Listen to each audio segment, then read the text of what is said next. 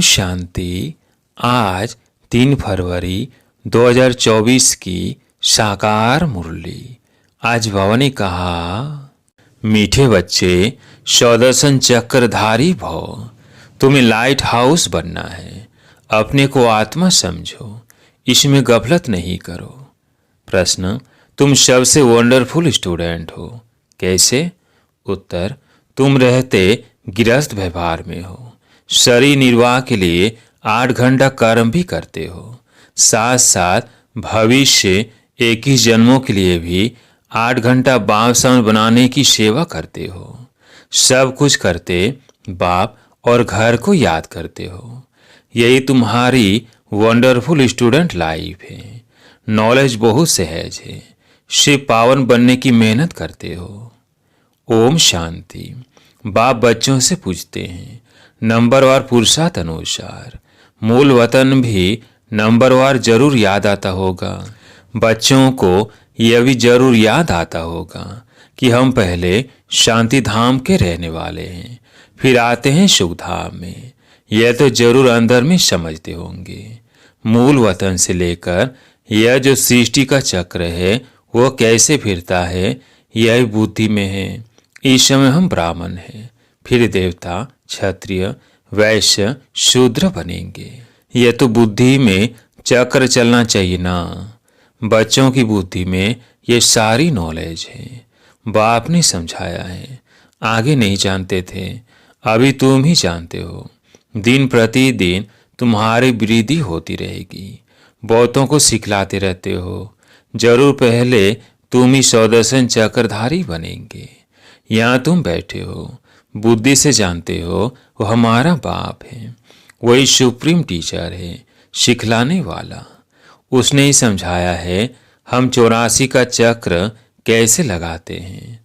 बुद्धि में जरूर याद होगा ना। यह बुद्धि में हर वक्त याद करना है। लेसन कोई बड़ा नहीं है, सेकंड का लेसन है। बुद्धि में रहता है कि हम कहाँ के रहवासी हैं, फिर यहाँ कैसे पाठ बजाने आते हैं। 84 का चक्र है। सतयुग में इतने जन्म, त्रेता में इतने जन्म, ये चक्र तो याद करेंगे ना। अपना जो पोजीशन मिला है, पाठ बजाया है, वो अभी जरूर बुद्धि में याद रहेगा। कहेंगे हम ये डबल सिताज थे, फिर सिंगल ताज वाले बने, फिर सारी राजा ही चली गई, तमो प्रधान बन गए। यह चक्र तो फिरना चाहिए ना। इसलिए नाम ही रखा है सौदर्शन चक्रधारी। आत्मा को ज्ञान मिला हुआ है, आत्मा को दर्शन हुआ है। आत्मा जानती है हम ऐसे ऐसे चक्र लगाते हैं। अब फिर जाना है घर। बाप ने कहा है मुझे याद करो, तो घर पहुंच जाएंगे। ऐसे भी नहीं है कि इस समय तुम उस अवस्था में बैठ जाएंगे। नहीं, बाहर की बहुत बातें बुद्धि में आ जाती हैं। किसको क्या याद आता होगा, किसको क्या याद आता होगा। यहाँ तो बाप कहते हैं और सब बातों को समेट एक को ही याद करो। सीमत मिलती है, उस पर चलना है। सौदर्शन चक्रधारी बनकर तुमको अंत तक पुरुषार्थ करना है। पहले तो कुछ पता नहीं था, अब तो बाप बतलाते हैं। उनको याद करने से सब कुछ आ जाता है। रचयिता और रचना के आदि मध्य अंत का सारा राज बुद्धि में आ जाता है। यह तो सबक यानी पाठ मिलता है। उसको तो घर में भी याद कर सकते हो। यह बुद्धि समझने की बात। तुम वंडरफुल स्टूडेंट हो। बाप ने समझाया है 8 घंटा आराम भी भल करो, 8 घंटा शरीर निर्वाह के लिए काम भी भल करो। वो धंधा आदि भी करना है। साथ में यह जो बाप ने धंधा दिया है आप समान बनाने का, यह भी शरीर निर्वाह हुआ ना। वह हुआ अल्पकाल के लिए, और यह है एक ही जन्म शरीर निर्वाह के लिए। तुम जो पाठ बजाते हो उसमें इसका भी बहुत भारी महत्व है। जो जितनी मेहनत करते हैं उतनी ही फिर बाद में भक्ति भी उनकी पूजा होती है। जो जितनी मेहनत करते हैं उतनी फिर बाद में भक्ति में उनकी पूजा होती है। यह सब धारणा तुम बच्चों को ही करनी है। तुम बच्चे पाठधारी हो। बाबा तो सिर्फ ज्ञान देने का पाठ बजाते हैं। बाकी शरीर निर्वाह के लिए पुरुषार्थ तुम करेंगे। बाबा तो नहीं करेंगे ना।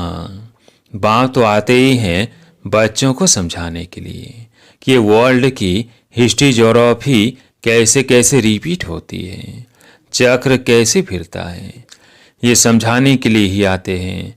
युक्ति से समझाते रहते हैं। बाप समझाते हैं, बच्चे गफलत मत करो, स्वदर्शन चक्रधारी अथवा लाइट हाउस बनना है, अपने को आत्मा समझना है। यह तो जानते हो शरीर बिना आत्मा पाठ बजा नहीं सकती। मनुष्यों को कुछ ही पता नहीं है, बल तुम्हारे पास आते हैं, अच्छा अच्छा करते हैं, परंतु स्वदर्शन चक्रधारी नहीं बन सकते हैं। इसमें बहुत प्रैक्टिस करनी पड़ती है। तो फिर कहाँ भी जाएंगे तो जैसे ज्ञान का सागर बन जाएंगे। जैसे स्टूडेंट पढ़कर टीचर बन जाते हैं, फिर कॉलेज में पढ़ाते हैं और धंधे में लग जाते हैं। तुम्हारा धंधा ही है टीचर बनना। सबको स्वदर्शन चक्रधारी बनाओ। बच्चों ने चित्र बनाया, डबल सिरताज राजाएं, फिर सिंगल ताज वाले राजाएं कैसे बनते हैं, यह तो ठीक है, परंतु कब से कब तक डबल ताज वाले थे, कब से कब तक सिंगल ताज वाले बने, फिर कैसे और कब राज्य छीना गया, वो डेट से लिखनी चाहिए। यह बेहद का बड़ा ड्रामा है। ये सटन है, हम फिर से देवता बनते हैं। अभी ब्राह्मण है, ब्राह्मण ही संगम युग के हैं। यह किसको मालूम नहीं जब तक तुम न बताओ। यह तुम्हारा अलौकिक जन्म है। अलौकिक से वर्षा नहीं मिल सकता। इन द्वारा बाप तुमको वर्षा देते हैं, गाते भी हैं, हे प्रभु। ऐसे कभी नहीं कहेंगे हे प्रजापिता ब्रह्मा। लौकिक और पारलौकिक बाप को याद करते हैं। यह बातें कोई नहीं जानते, तुम जानते हो। पारलौकिक बाप का है अविनाशी वर्षा, लौकिक का है विनाशी वर्षा। समझो कोई राजा का बच्चा है, 5 करोड़ वर्षा मिलता है और बेहद के बाप का वर्षा सामने देखेंगे तो कहेंगे उनकी भेंट में तो यह अविनाशी वर्षा है और वो तो सब खत्म होने वाला है। आज के जो करोड़पति हैं उन्हों को माया चटकी हुई है, वो आएंगे नहीं। बाप है गरीब निवाज। भारत बहुत गरीब है। भारत में बौद्ध मनुष्य भी गरीब है। अब तुम बौद्धों का कल्याण करने का पुरुषार्थ कर रहे हो। अक्सर करके बीमारों को वैराग्य आता है, समझते हैं जीना क्या काम का, ऐसा रास्ता मिले जो मुक्ति धाम चले जाए।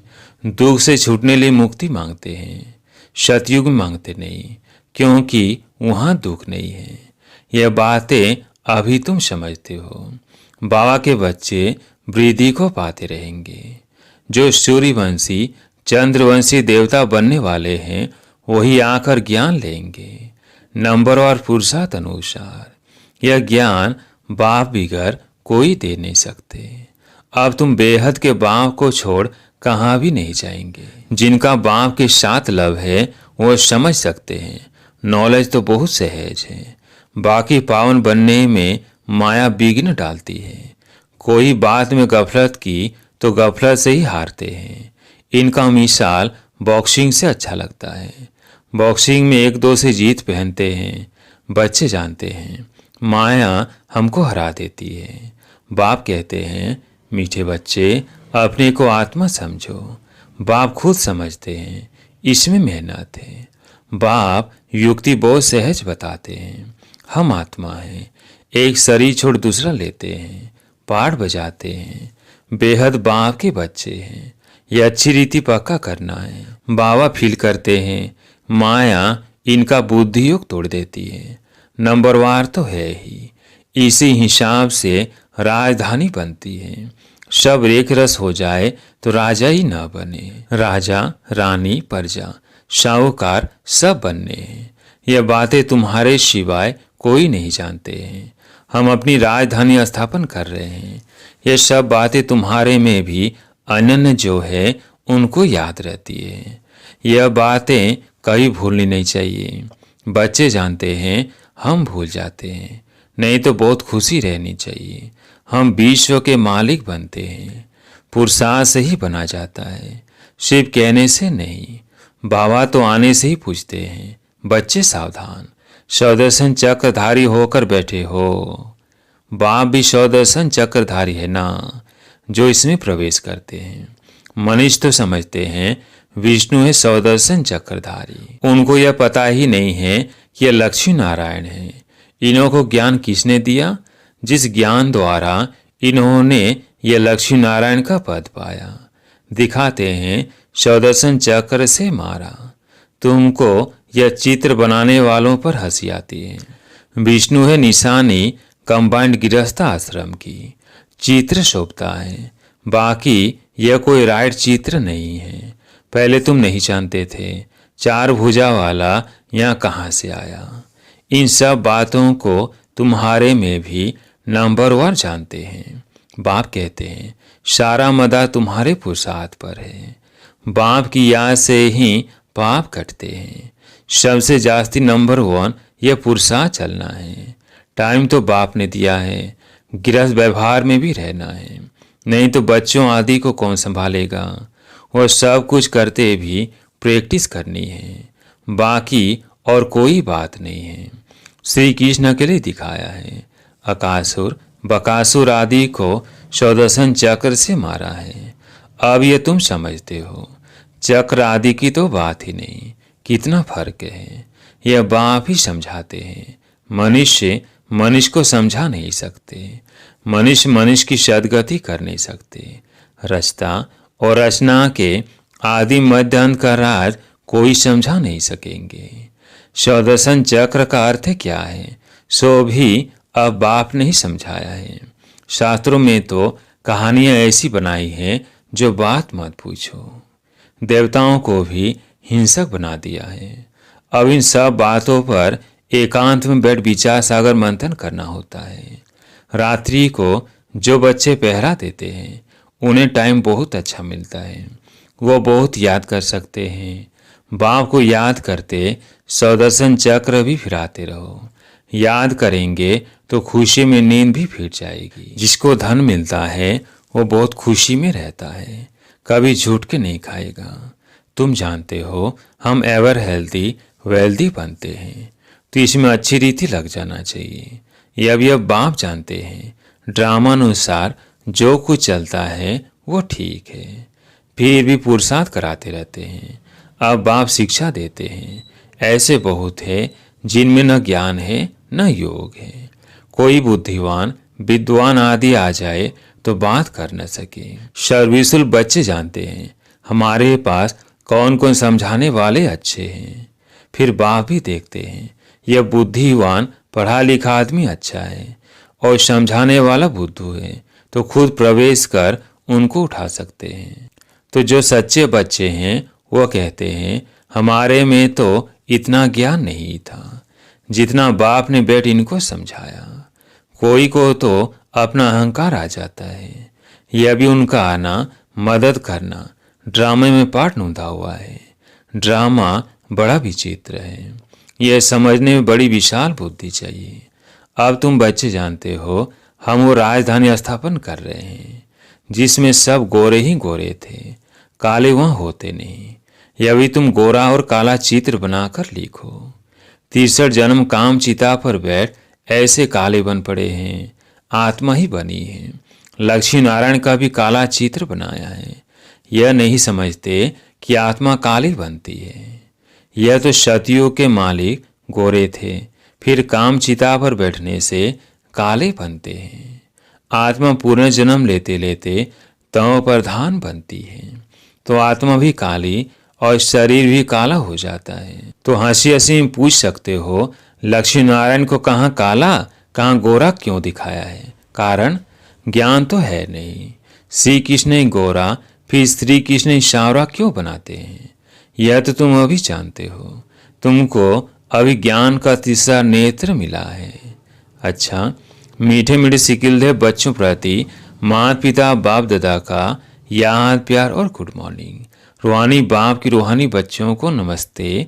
हम रूहानी बच्चों की रूहानी बाप दादा को याद प्यार गुड मॉर्निंग नमस्ते नमस्ते। धारणा के लिए मुख्य सार। पहला पॉइंट है, खुशी से भरपूर रहने के लिए एकांत में बैठ मिले हुए ज्ञान धन का सिमरन करना है। पावन व सदा निरोगी बनने के लिए याद में रहने की मेहनत करनी है। दूसरा पॉइंट है, बाप समान मास्टर ज्ञान सागर बन सबको सौदर्शन चक्रधारी बनाना है। लाइट हाउस बनना है।